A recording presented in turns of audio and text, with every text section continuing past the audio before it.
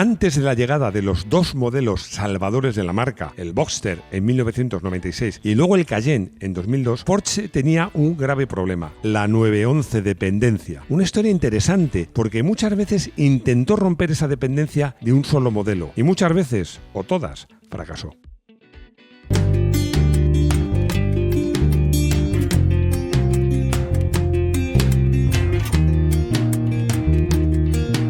Bienvenidos a Garaje Hermético.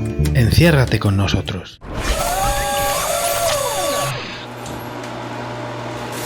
Confieso que esta historia me gusta por muchos motivos. Bueno, el primero ya lo sabéis, es que me encantan los coches, podemos decir así, incomprendidos, los patitos feos, ¿no? Sobre todo cuando son tan buenos coches como estos. Y luego, porque me gusta la marca Porsche y porque muchos de estos modelos, de los que podemos decir que fracasaron, han sido injustamente tratados y son excelentes coches y dignos de llevar el logo, el logotipo, el escudo de la marca. Curiosamente, muchos de estos modelos fracasados, digámoslo así, acaban en 4. Bueno, en 4 o en 8. Será por eso que la marca no ha sacado ningún modelo más que acabe en 4, aunque sí hay un modelo que acaba en 8, porque ahora al Cayenne o el Boxster se le llama 718. Muchas veces digo, las historias empiezan por el principio. Otras veces, por un interés narrativo, digo, vamos a empezar por el final. Bueno, pues hoy vamos a empezar por el medio. Nos vamos a ir a los años 90. Echarse al monte. Esta expresión de echarse al monte es una expresión muy española. Significa que es, bueno, pues decir, uno ir hacia adelante. Venga, pues vale todo, rompe con todo, vale todo y que sea lo que Dios quiera.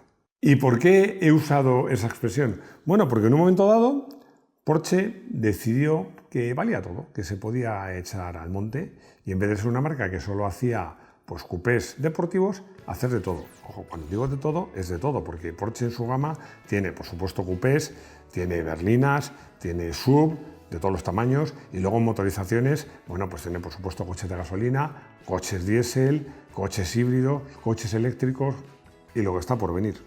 Y todo comenzó con el Porsche Boxster, nacido en 1996, porque este coche tenía dos singularidades muy singulares, valga la redundancia. Dos cosas muy particulares. Una, que llevaba el motor central, que Porsche no había usado en un modelo básico desde hacía 20 años. Y la otra, que era un coche que había nacido como descapotable. Es verdad que luego llegó el Cayman, pero ojo, porque Harm Legay diseñó primero un descapotable, del que luego de ese descapotable derivó un coupé, y no al revés. Y más tarde llegó la verdadera revolución, el Porsche Cayenne. Era el primer coche que podíamos decir que no era verdaderamente deportivo. El éxito fue clamoroso. ¿Por qué? Porque mucha gente con posibles quería tener un Porsche en su garaje, presumir de un Porsche. Pero claro, un Porsche que fuera cómodo, amplio y que a ser posible tuviera 4 puertas laterales. Hasta la llegada del Cayenne, el hipotético Porsche de 4 puertas aparecía y desaparecía de las páginas de las revistas. Yo mismo hice un espionaje de un futuro hipotético Porsche 4 puertas. Era como los ojos de Guadiana. ¿Podrías explicar qué son los ojos de Guadiana? Tienes toda razón y pido disculpas porque muchas veces doy cosas por sabidas. En España todo el mundo conoce los ojos de Guadiana. Y es que en el nacimiento de Guadiana, en vez de nacer directamente un río, pues es el río subterráneo y hay como ojos o pequeñas lagunas que luego al final cada vez son más frecuentes y se juntan pues siendo un río. Por eso se dice que el Guadiana aparece y desaparece como le pasaba a este hipotético Porsche de 4 puertas. Por fin, toda esa gente que quería llevar un Porsche, pero quería un coche que fuera práctico y utilizable, con su escudo Porsche, pero que lo pudiera usar a diario, pues encontró el coche de sus sueños. Y Porsche encontró la clientela de sus sueños y se echó al monte. Pero antes de conseguir este éxito, Porsche había sufrido mucho. Porsche 914.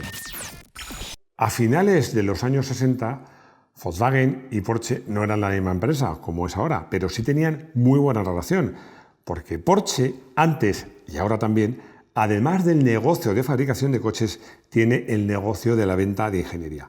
Y Porsche ya en esos momentos estaba buscando un sustituto al 911 y Volkswagen un sustituto al que ya era viejo, entonces, el Karmann Ghia, un coche precioso, pero que ya se quedaba anticuado camino de los años 70. Y en Volkswagen pues decidieron encargar el diseño a Porsche. Pero a Porsche les gustó mucho su propio diseño, una historia que ya veréis que más tarde se repetirá. Y pensaron, ¿qué pasa si hacemos un coche que nos valga para los dos? Y así nació el 914, diseñado por Porsche, pero que llevaba motores Volkswagen o Porsche. El coche se iba a vender primero como Volkswagen Porsche, con motor 1.6, 4 cilindros boxer de Volkswagen, o como Porsche 914, en este caso con un motor 2 litros, 6 cilindros y bueno, pues motor Porsche. Bueno, esto es una historia sobre la que prometo volver porque vale la pena. Pero los jefazos, los directivos de Volkswagen, hubo cambios y cambiaron de opinión. Y entonces, como los acuerdos eran verbales y no estaban claros y el coche no triunfó, pues decidieron romper estos acuerdos. Hoy en día, que es un coche, uno de los pocos Porsches de esa época con motor central, es un coche muy cotizado, sobre todo para las carreras de clásicos deportivos. Porsche 924. Y la historia se repite porque la historia del 924 es similar a la del 914. Llegan mediados de los años 70 y Volkswagen quiere un coche deportivo y otra vez le encarga el diseño a Porsche, que diseña un bonito coupé, en este caso con motor delantero y cambio atrás para mejorar el reparto de pesos, la famosa disposición Trans-Axle de la que recuerdo siempre que hemos hecho un vídeo.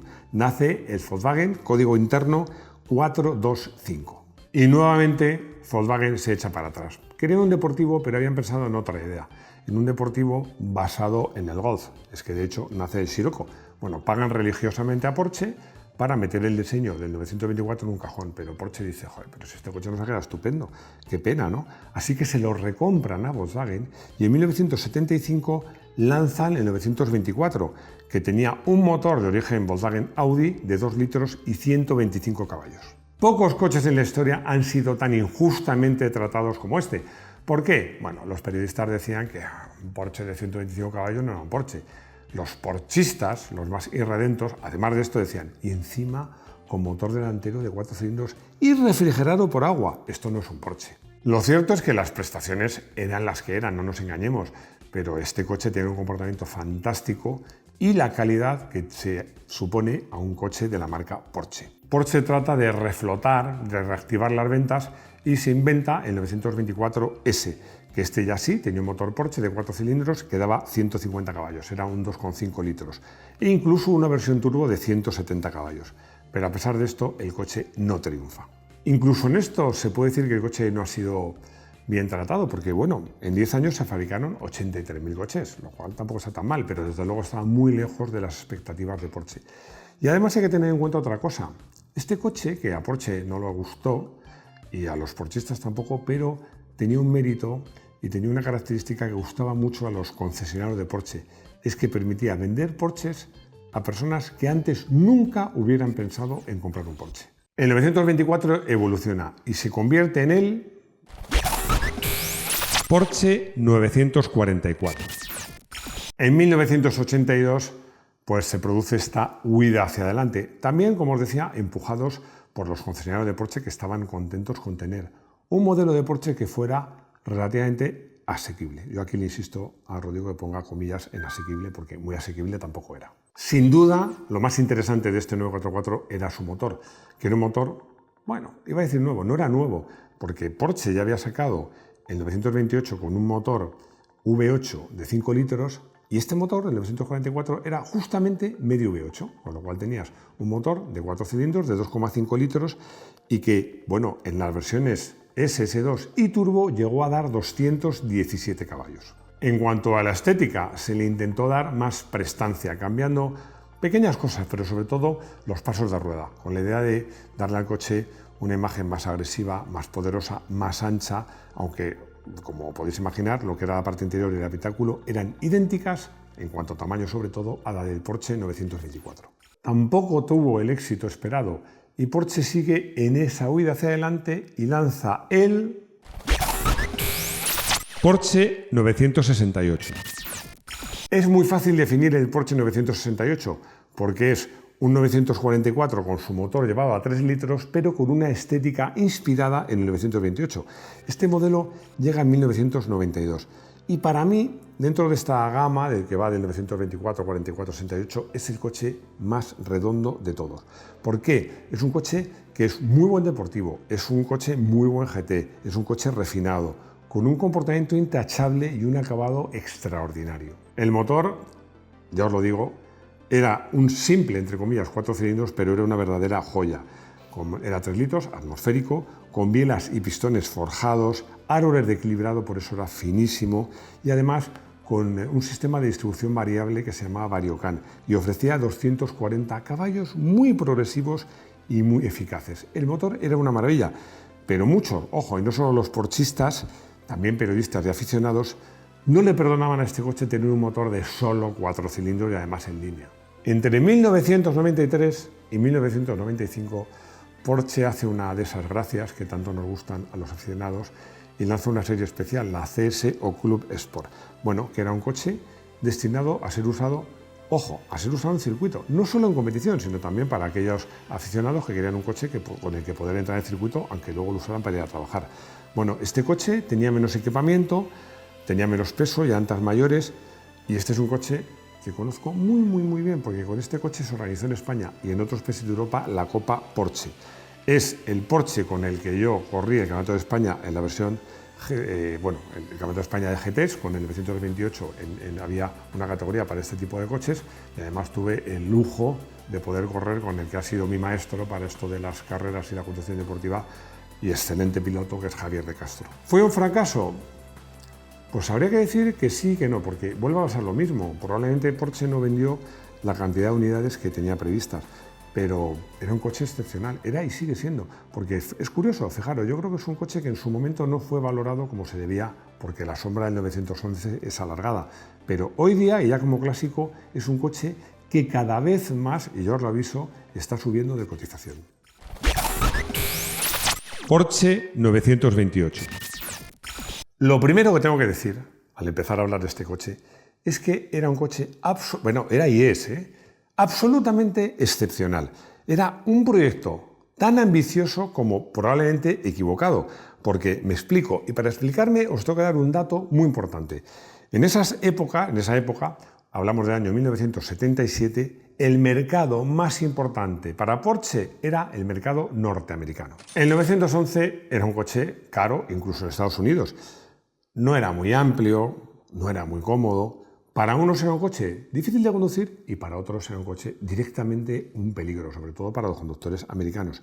Así que Porsche de nuevo quiso sustituir, en este caso a lo grande y tirando la casa por la ventana tecnológicamente, al Porsche 911. ¿Y qué es lo que hizo? Bueno, aunque fuera a sustituirlo de forma parcial. Además quiso sustituirlo haciendo un guiño a ese público americano y haciendo un coche que era mucho más grande que el 911, mucho más habitable, mucho más cómodo, mucho más dócil de conducir y, como les gusta a los americanos, con motor V8. Y muchos, no solo yo, muchos pensamos que fue un error. Vamos a ver, ¿por qué? Porque hay que ponerse en situación. El que tenía un Porsche en los Estados Unidos de Norteamérica, un 911, todo el mundo sabía que era un tío con pasta. Pero también sabían que era un tío que sabía conducir. Un tío dinámico, pues que era joven, con menos reflejos. Es que ese aura que te daba llevar un Porsche 911, insisto, que era de persona con reflejos, que le gusta conducir, dinámico y rico, pues era uno de los encantos del 911. Y eso que al 928, ya os lo digo, no le faltaban argumentos.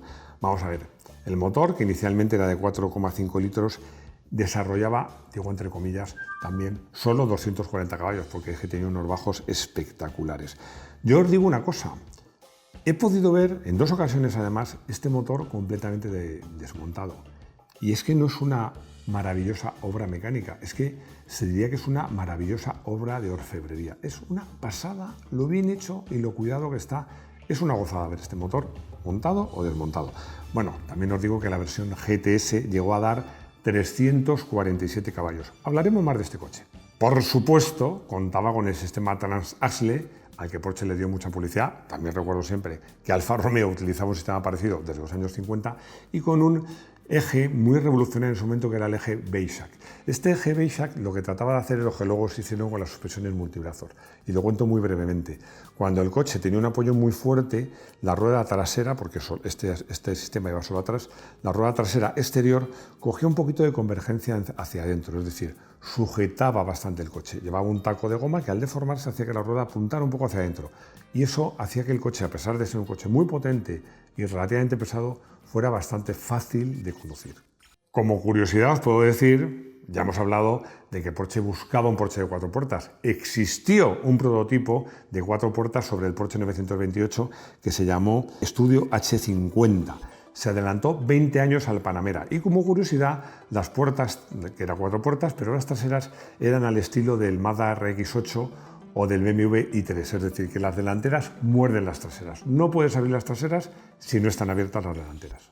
Pese a todas sus cualidades y a todas sus bondades, pues tampoco se puede decir que triunfara. En Estados Unidos un poco más, en Europa no tanto, pero ojo, porque este coche tuvo una vida muy larga. Entre 1977 y 1995 se produjeron alrededor de 60.000 unidades.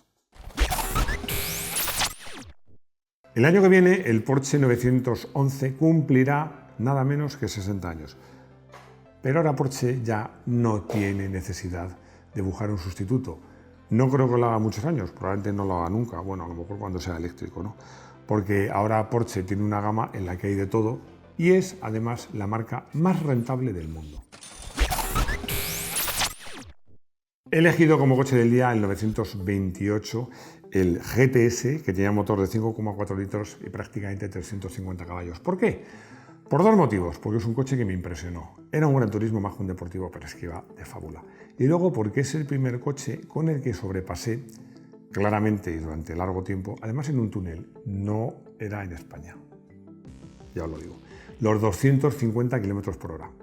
Que me pareció entonces, luego he corrido bastante, he superado los 300, pero esto ya me pareció una velocidad importante. Más tarde intenté comprarme uno como clásico, me faltó dinero, una verdadera pena. La pregunta de Ignacio es inevitable cuando se habla de este tipo de coches. ¿Es el Porsche 924 una buena inversión como coche clásico? Bueno, pues es que, vamos a ver, no va a ser nunca un coche que valga un dineral. Tampoco te va a costar comprarlo un dineral, pero yo no preveo que sea un coche que se revalorice espectacularmente. Pero te digo una cosa, es que es un coche muy agradable, con un comportamiento estupendo, fácil de mantener y que yo creo que a lo mejor no se va a revalorizar, pero no se va a devaluar seguro. Ramón, que imagino que estaba pensando en comprarse un 928, me hace una pregunta que es muy interesante. Si el eje Weissach, del que os he hablado, envejece bien. A ver, la respuesta es muy interesante la pregunta porque, como os digo, toda la gracia de esta suspensión es que hay un brazo que tiene un taco de goma que al sufrir una cierta presión permite que la rueda coja una convergencia hacia el interior. Claro, si este taco está desgastado o demasiado blando o demasiado duro, pues la suspensión no funciona tan bien. Bueno, no hay que romperse la cabeza. Mi consejo es que si te compras uno de estos coches, sustituyas ese taco de goma que no es ni tan difícil ni tan caro. Ya hemos llegado al final de este vídeo, que es un tipo de vídeo que me gusta, porque, como os digo, estos coches en su momento fueron incomprendidos, yo creo que el tiempo les ha sentado bien y a mí me parecen todos coches excepcionales. Espero que me deis ideas para hacer vídeos de este tipo. Y nada más, muchas gracias por vuestros comentarios, por vuestros likes, por suscribiros, por haceros miembros de este canal, que nos ayudáis a hacer cosas diferentes. Y nada más, espero veros de nuevo en nuestro garaje hermético. ¡Hasta pronto!